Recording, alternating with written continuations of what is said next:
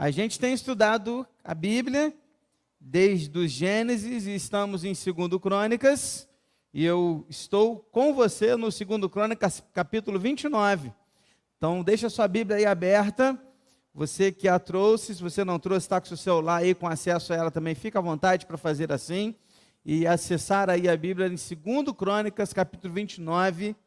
Nós vamos estudar hoje do 12 ao 19. Como disse semana passada, não dá para passar pelo rei Ezequias de forma rápida, abrangente. Precisamos olhar passo a passo alguns caminhos diferentes.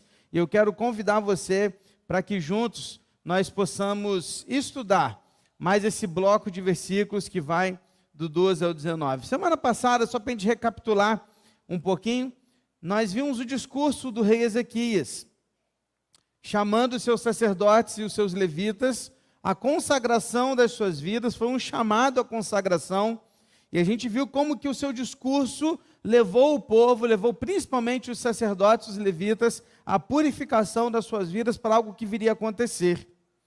E hoje eu quero falar com você sobre já essa parte acontecendo, na prática já desse avivamento e dessa santidade que foi despertada a partir desta ordem, dessa instrução que o rei Ezequias deu aos seus levitas e aos seus sacerdotes. Hoje nós vamos ver então na prática como que isso começou a acontecer. Quero ler com você primeiro do 12 ao 14.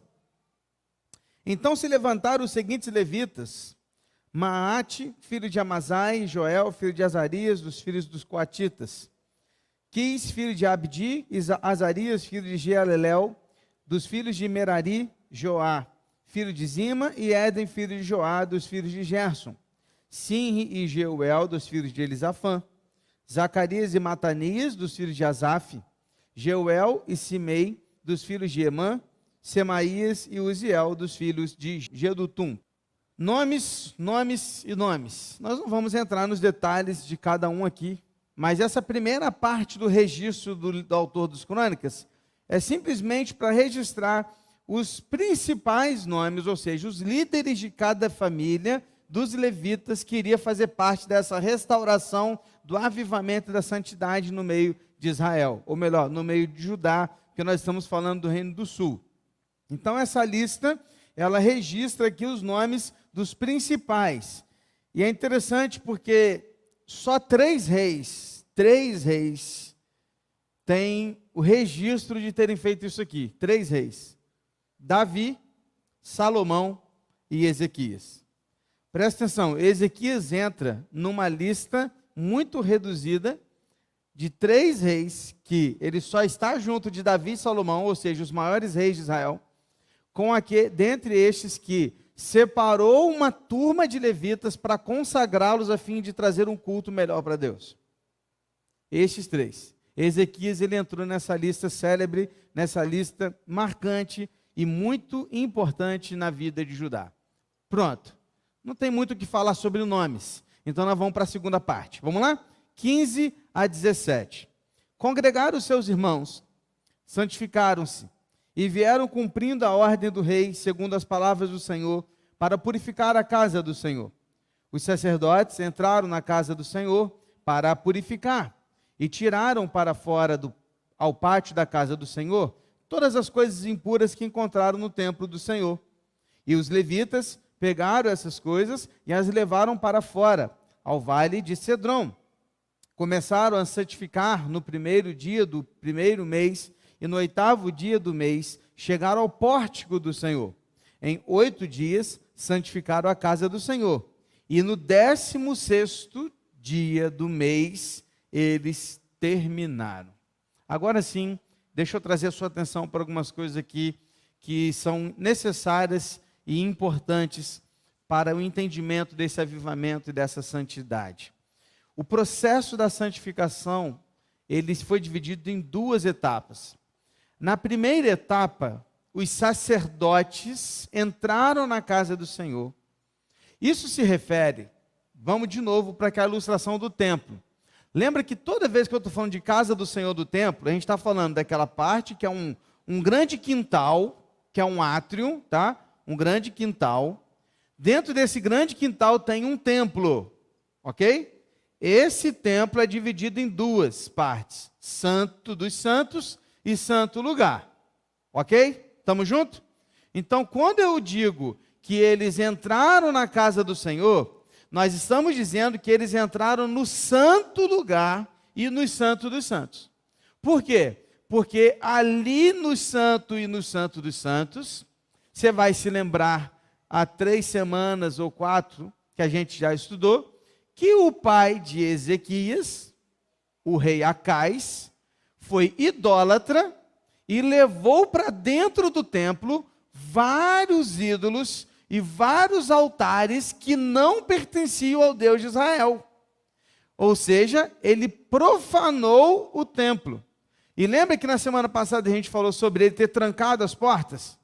Ele trancou a porta do templo e ninguém podia entrar. Ezequias foi o responsável por quebrar as correntes e abrir a porta do templo novamente, para que os sacerdotes pudessem entrar ali e fazer toda a limpeza que fosse necessária. Agora, eles tiram tudo que tem ali dentro, que não pertence a Deus, e vão levando para fora. Vão levando para fora. Ok? Colocou tudo lá fora. Isso só os sacerdotes faziam, porque só podia entrar aqui os sacerdotes. Lá fora, os levitas, agora uma quantidade maior de servos, os levitas vai para a segunda parte da purificação. Eles pegam toda essa imundície que estava dentro do templo e levam tudo para um vale chamado Vale de Cedron, que é fora do ambiente de Jerusalém. Qual o objetivo disso, pastor? Era um tipo de lixão. Para você entender bem. Era um lugar que era um lixão, onde o pessoal jogava coisas velhas, antigas e coisas que eram profanas. Tanto que aquele lugar era considerado um lugar impuro, um lugar imundo. Então, não vou entrar nesse mérito agora, mas você sabe daquelas cerimônias de purificação, quando alguém tocava no morto ou coisa assim? Se alguém entrasse naquele lugar, por exemplo, ele ficava impuro, ele ficava imundo. Então, eles pegam todas essas coisas que não pertencem a Deus e levam para o Vale de Cedron e jogam lá. Jogam tudo isso nesse lixão que eu coloquei aqui para você entender bem. Agora, uma coisa que é interessante. Diz o texto que eles começaram no primeiro dia do primeiro mês. Ok? E eles terminaram no 16º dia. O que eu quero te dizer é o seguinte, lógico que eles pararam de trabalhar no sábado, o judeu não trabalha no sábado. Então, nós temos aqui um período de 16 dias, menos os sábados, em que os levitas e sacerdotes tiveram muito trabalho. Pensa comigo. É como se você estivesse tirando da sua casa tudo que não presta e você levou nada mais, nada menos que 16 dias para fazer isso. É pouco tempo? É tempo demais, irmão. Você estava focado nisso. Só fazendo isso. Eles não pararam para levar as crianças na escola, eles não pararam para fazer almoço, não é nada disso, eles só trabalharam. E em 15 dias, tirando os sábados, eles tiveram muito trabalho. Agora pensa comigo, a quantidade de coisa que Acais levou para dentro do templo, que ele não deveria ter levado. Tem noção disso? Às vezes, querido, as limpezas das nossas vidas vão levar tempo. E muitas vezes nós queremos que as coisas sejam assim, instantâneas. Enquanto que Deus está trabalhando numa limpeza no nosso coração, e isso leva tempo. Porque tem coisas aqui dentro que estão tão enraizadas, que não é num simples retirar que você vai conseguir limpar. Vai ter trabalho. Está entendendo isso? Porque nós estamos falando de avivamento e santidade. Eu quero destacar 3 ações que a gente viu aqui nesses primeiros versículos. 3, apenas isso, e depois a gente vai terminar hoje. 3 ações sobre como nós, como igreja do Senhor, podemos tomar para viver uma vida de santidade e uma vida de avivamento no nosso meio. Se nós queremos viver um avivamento da parte do Senhor e viver uma vida de santidade, eu tenho 3 ações aqui destacadas nesse texto para as nossas vidas. Vamos a elas? Primeira ação. Precisamos unir as nossas forças num único propósito. Versículo 15. Olha aí, no início do versículo 15, o que está escrito? Congregaram os seus irmãos. Primeiro passo que eles tomaram, eles reuniram todos os levitas. Eles juntaram todos os servos. Eles juntaram todos os que tinham condições de trabalhar e que podiam trabalhar naquela área. Eles pegaram todo mundo, colocaram juntos e deram: nós temos uma missão a fazer. Juntos nós temos um propósito. Perceba, queridos, que vez de outra essa mesma lição aparece na vida da nossa igreja. Porque quando Deus quer fazer algo sobrenatural na vida do seu povo, Ele os une e os faz olhar para um único objetivo. E a partir desse momento eu aprendo e olho que quando Deus quer fazer um avivamento no meio da sua igreja e levar a sua igreja a uma santidade de vida, Ele nos faz ser um. E quando nós somos um, congregados, juntos, unidos, porque o termo congrega aqui do hebraico traz a ideia de unidade, a ideia de estar junto, a ideia de se juntar todos num único propósito. E eles estavam olhando juntos para o mesmo objetivo. O que nos une é o propósito. Não é o que eu acho, não é o que você acha, não é o que eu penso, não é o que você pensa, não é o que você gosta, não é o que eu não gosto, não é a cor que você gosta ou a cor que eu gosto, não é isso que nos une. O que nos une é o propósito de Deus nas nossas vidas. Nós temos uma missão. Amém, irmãos? Agora, se nós queremos viver esse avivamento nessa igreja, nós precisamos nos unir juntos, unindo as nossas forças num único propósito. O avivamento começa em casa, no nosso quarto, mas ele é visto quando é espalhado na vida da igreja e quando juntos nos unimos para adorar e santificar as nossas vidas ao Senhor. É isso que Deus quer de nós. Queridos, Deus nos fez um único povo, nos fez uma família. Olhe para as figuras bíblicas que representam a igreja e você verá sempre um apontamento para a unidade. Olha comigo, vou citar algumas aqui para você. Primeira figura da igreja, o corpo de Cristo. Não é assim que somos chamados? O corpo de Cristo, ele pode andar separado? Um corpo, você pode ver um braço andando por aí sozinho? Você pode ver isso? Se você vê mesmo, você corre na hora, filho. The Walking Dead na certa. Você está louco, né? Você é ruim. Não existe isso. Porque o corpo, ele é um. Os membros do nosso corpo estão juntos trabalhando no propósito que o cérebro comanda. E quem é o cérebro da igreja? Cristo. Quem é a cabeça? Cristo. Então, como corpo, nós estamos juntos, unidos como membros, num único propósito, de servir a cabeça, que é Cristo. Está entendendo a unidade com propósito? Qual é a outra figura, pastor? Nós somos chamados na Bíblia de rebanho de Deus. Um rebanho, ele é um ajuntamento de ovelhas, e este ajuntamento de ovelhas é guiado por um pastor, que conhece as suas ovelhas conhecem o seu pastor pela sua voz, e essas ovelhas vão e voltam segundo o propósito e a ordem do seu pastor. E Cristo é o nosso pastor. E como rebanho de Deus, nós juntos estamos unidos, indo e voltando no propósito que o pastor Jesus manda. Ajuntamento com um propósito. A Bíblia também diz que a igreja é o edifício, é o templo. Diz que nós somos um edifício, cada um de nós é parte desse edifício. Nós somos as pedras desse edifício. Isso aqui, querido, isso aqui é só parede, isso aqui é só um lugar. Um dia, se isso aqui cair, a igreja não vai acabar, porque nós somos a igreja edificada em Cristo. E nós, sendo um edifício, nós somos um. Agora eu vou usar o exemplo do edifício. Olhe para esse lugar. Eu posso dizer que há 2 edifícios aqui ou um? Um. Eu posso dizer que há um edifício, se essa parede aqui saísse daqui e tivesse colocado lá na meio da rua, seria um edifício? Não. Mas quando nós somos um edifício, nós somos um. Onde ali há um lugar, um ajuntamento de pessoas com um único propósito. Poderíamos falar vários. Somos a videira, os ramos da videira, o Senhor é a videira. Nós somos os ramos com um propósito, unidos, porque o ramo fora da videira não dá fruto. Somos uma família, família traz unidade. Nós somos povo exclusivo de Deus, um povo exclusivo de Deus traz unidade. Nós somos Israel de Deus é uma nação, e uma nação indica unidade.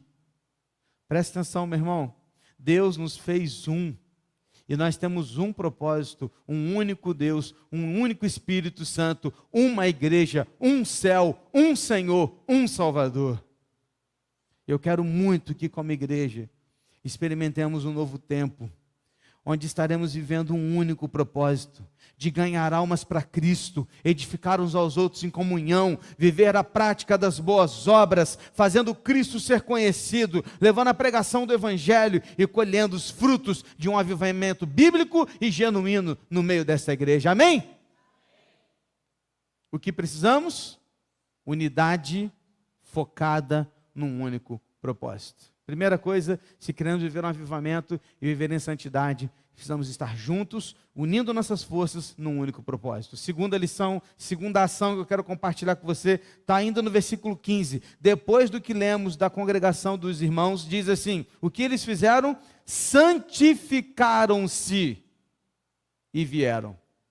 Segunda ação, é necessário uma busca intencional por santificação. Santificação não é sobre palavras, queridos. Santidade é sobre ação. Falamos muito sobre santificação, sobre santidade, mas buscamos pouco a santidade intencional. Essa semana um jovem me procurou e perguntou: pastor, como é que eu faço para conseguir ler a Bíblia todo dia e gostar de ler? Foi uma boa pergunta. Menino interessado. Compartilhei com ele e falei assim: tem uma única ação. Comece. Comece. Comece a ler. Porque o exercício de ler a Bíblia é como exercício físico. Você começa e não quer ir. Tudo dói. Não é assim quando você começa a fazer um exercício físico? Primeira semana, dói tudo. Você não quer nem sair da cama. Você fala que eu não vou voltar lá nunca mais. Vou pagar para sofrer. Você pensa assim na hora. Por quê? Porque exercício físico te faz, primeiro momento, sentir dor. Dói. Você pensa em desistir. Mas se você não desiste, se você persiste, continua, e vai, depois de um tempo você começa a ver os resultados. E depois de um tempo, estou falando depois de um ano. Eu achei que é. Daqui uma semana. Não, depois de 6 meses. Depois de 8 meses, você fala assim: uau, perdi 500 gramas. Yes, né? Aí você começa a ver os resultados acontecendo. Aí quando você começa a ver os resultados, as mudanças, isso te anima a continuar. Eu falei, a mesma coisa é com a Bíblia. Comece. No início você vai querer parar. No início você não vai gostar. No início você vai achar chato. No início você não vai achar legal. No início você vai começar sem entender nada. Mas daqui a pouco você vai começar a ver os resultados. Você vai começar a perceber que você está conhecendo a palavra. Você vai começar a perceber que as suas ações estão sendo mais motivadas e levadas a partir daquilo que você tem lido. Que as suas ações estão mudando. E quando você começa a ver os resultados, você continua e você persiste. Por quê? Porque agora eu estou vendo as coisas acontecer. Sabe, queridos, nossa busca por santidade deve ser intencional, prática, falar menos e viver mais. Quer ver uma coisa? Acabamos de sair agora de um período de carnaval, né? E hoje eu nem sei se muitos estão fazendo, mas era muito prática fazer retiro espiritual nessa época de carnaval. E é muito legal, eu gosto muito. Eu posso dizer para você, e você vai se lembrar comigo, a quantidade de vezes que o tema de um retiro espiritual foi santidade, você já deve ter participado de pelo menos uns 8. Sim ou não? Congresso dos jovens, santidade. Congresso dos adolescentes, santidade. Congresso da igreja, aniversário da igreja, vamos falar sobre o quê? Santidade. Quantas vezes foi tema de conferências santidade? Quantas? Irmãos, ó, muitas. Mas é muito. Por quê? A gente fala muito sobre santidade. A questão é que nós precisamos sair da teoria e começar na prática. Porque santidade não é sobre o que eu falo, mas é sobre o que eu vivo. A questão, queridos, é que muitas vezes nós não estamos buscando a santidade na prática. John Wesley disse: ponha um fim a todo pecado, ou ele acabará colocando um fim na sua alma. Jonathan Edwards disse que a verdadeira santidade não consiste em fazer coisas extraordinárias, mas em fazer ordinariamente coisas com grande devoção e dedicação a Deus. Sabe qual é o nosso problema? Nosso problema é que nós achamos que viver em santidade é viver só o extraordinário. Enquanto que o extraordinário é ver as coisas comuns acontecendo para a glória de Deus. Quando você faz escolhas pequenas no seu dia a dia, na sua prática, no seu trato com a sua esposa, no seu trato com o seu marido, no seu trato com seus filhos, na educação na educação deles, quando você começa a viver isso na prática, você vai vendo a santidade acontecendo de verdade. Sabe qual que é a questão? A gente não consegue ou não quer passar tempo com Jesus sem olhar no relógio.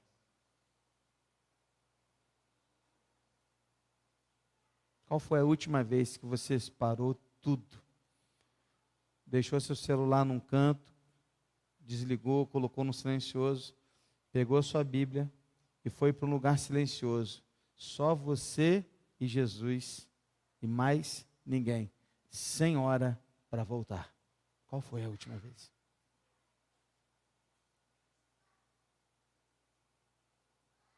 Temos coisas mais importantes para fazer que falar com Jesus, não é? Mas o que seria mais importante que falar com o Senhor dos Senhores, Criador dos céus e da terra, aquele que nos deu vida e vida abundante. É por isso que santidade não é sobre falar, santidade é sobre agir. Saber que não tem nada mais importante que Jesus, a gente sabe.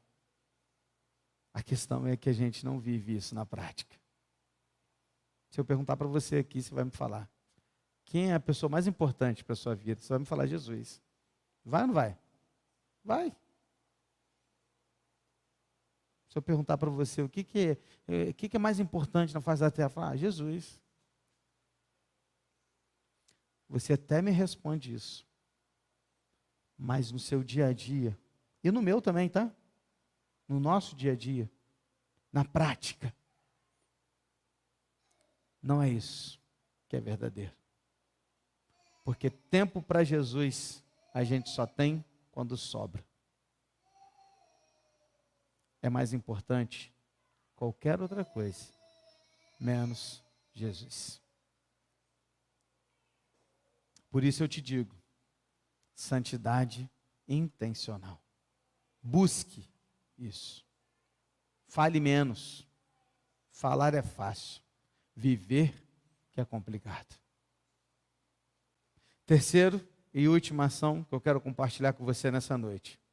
Ainda no versículo 15, porque o versículo 15 é aquele que trouxe base para todo o nosso estudo de hoje.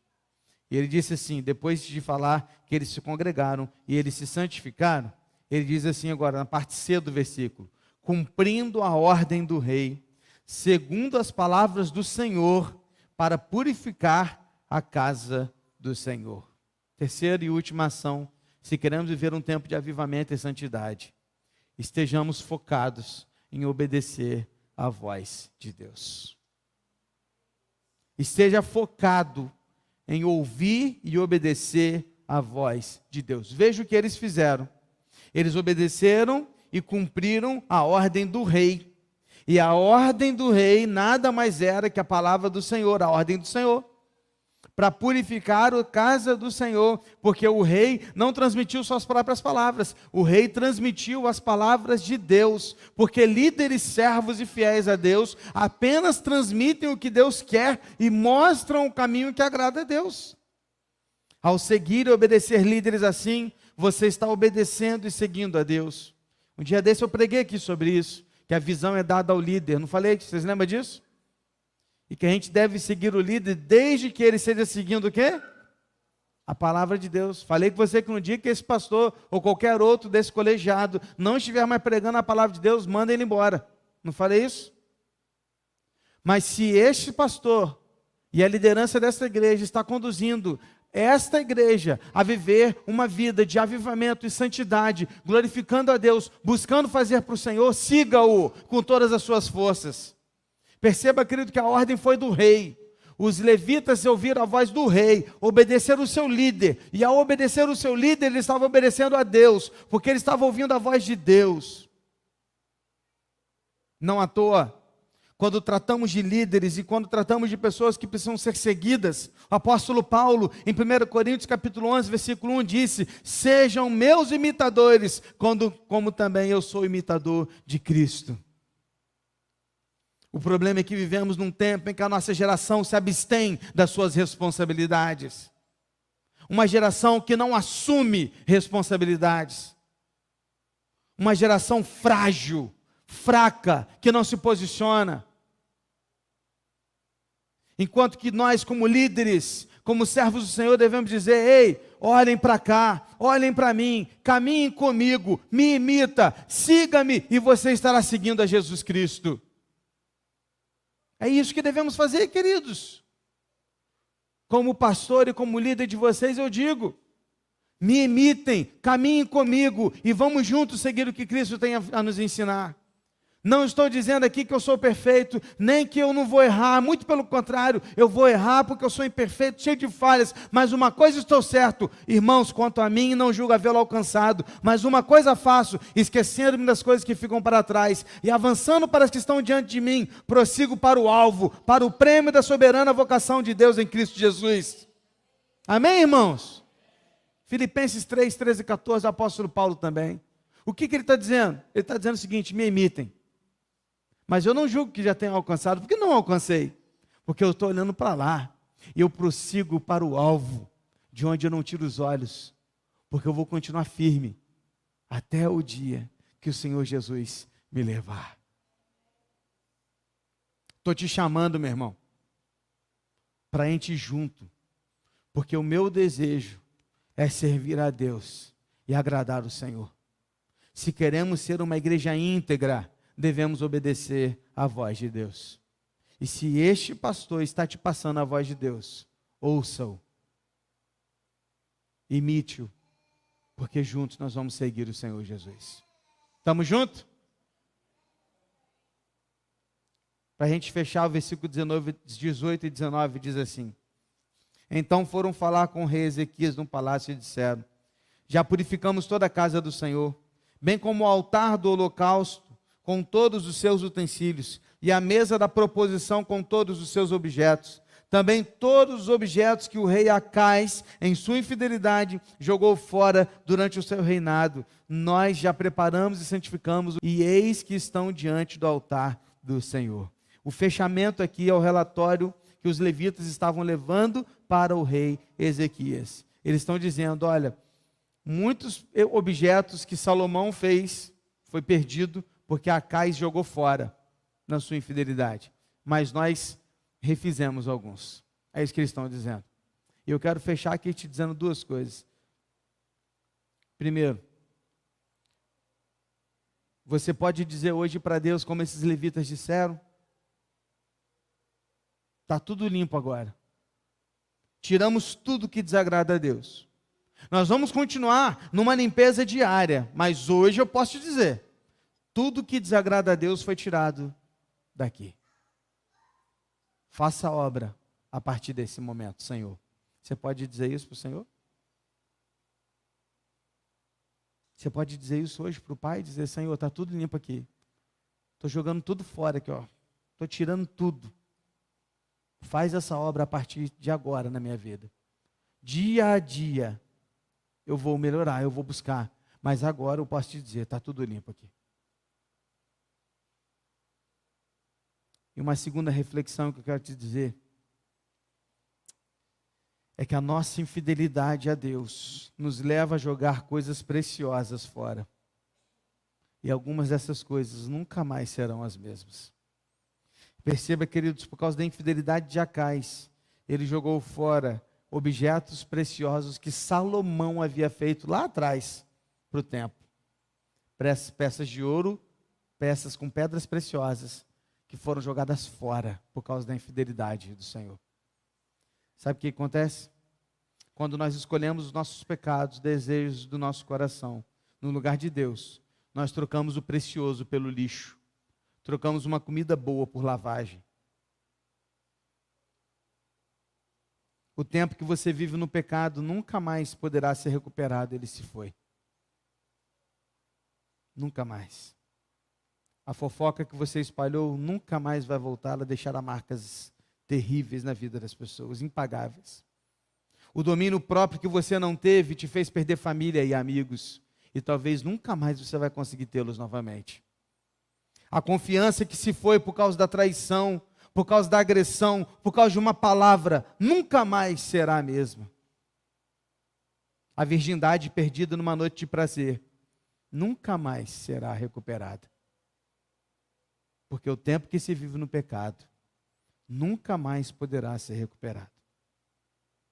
Mas uma coisa eu te digo, você pode até não conseguir mudar o passado, mas você pode construir um futuro diferente. Mude hoje, comece agora. Porque eles perderam os objetos que Salomão tinha feito, mas o texto diz que eles fizeram o quê? Novos objetos, para substituir, sabe por quê? Porque Deus é o Deus da segunda chance. E Ele nos dá segundas chances, para que ainda que a gente não tenha mais aquele primeiro lá atrás, esse novo que Ele está nos dando agora, nós vamos cuidar disso, para que daqui para frente seja tudo diferente. Amém? Porque Deus quer de nós uma vida de avivamento e de santidade. Comece agora, comece hoje. Vamos viver um tempo novo de santidade e avivamento. Feche seus olhos e vamos orar ao Senhor. Não importa o que está no passado, não importa o que se passou, querido, presta atenção. As marcas, elas vão ficar, e isso não tem como tirar. Mas você pode fazer algo novo a partir de agora. Você pode fazer coisas novas, com as novas chances que Deus está te dando. Deus é o Deus da segunda chance. E hoje Ele quer te trazer para uma vida de avivamento e de santidade. Ele quer que você limpe tudo, assim como os levitas fizeram.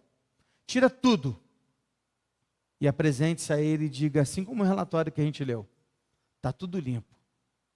Vamos recomeçar? Olhe para o Senhor e diga, Senhor, está tudo limpo. Mas eu preciso de uma limpeza diária. Me ajuda. Eu quero recomeçar. Quero fazer de novo.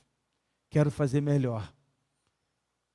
Quero fazer bem feito para o Senhor. E não importa o que passou, o que importa é o que virá. Porque o Senhor, assim como fez com o templo, onde o templo e a glória da segunda casa foi maior que a da primeira, o Senhor também quer fazer isso nas nossas vidas. Creia nisso. Confie no Senhor. Pai, eu quero te agradecer por essa palavra. Obrigado a Deus pelo que o Senhor tem falado aos nossos corações.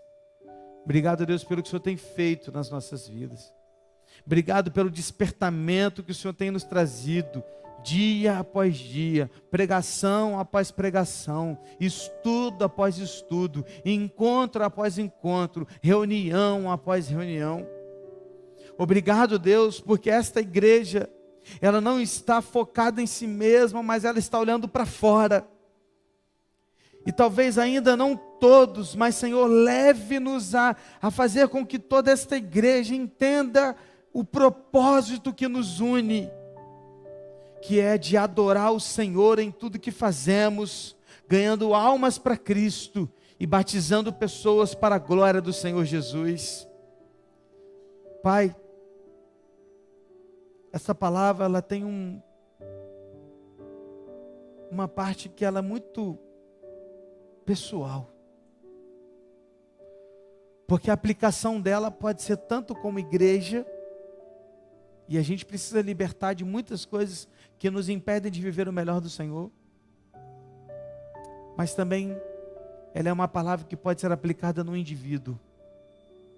E Deus, eu quero pedir ao Senhor que nessa noite o Senhor trate os corações, e que o Senhor, ó Deus, restaure vidas, e que se há, ó Deus, aqui conosco, nesse auditório, pessoas que talvez estejam assistindo ou ouvindo essa palavra depois, e que agora estão sendo tocadas pelo Teu Espírito a abandonar todas as práticas erradas, a olhar para o Senhor e dizer: Senhor, está tudo limpo aqui agora, vamos recomeçar. Traga recomeços na vida, Deus, de todos que aqui estão nessa noite. Faça-nos ser novas criaturas em Ti, e que o Senhor se agrade das nossas atitudes. Renova os nossos corações, quebra-nos e faça de novo, porque sabemos que o Senhor é o Deus que tem dado chances e oportunidades para que haja recomeços a partir de um arrependimento genuíno.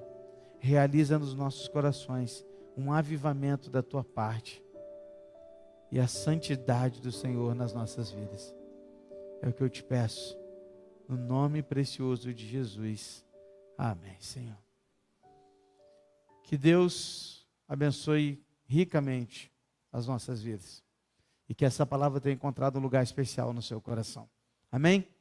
Que Deus nos abençoe.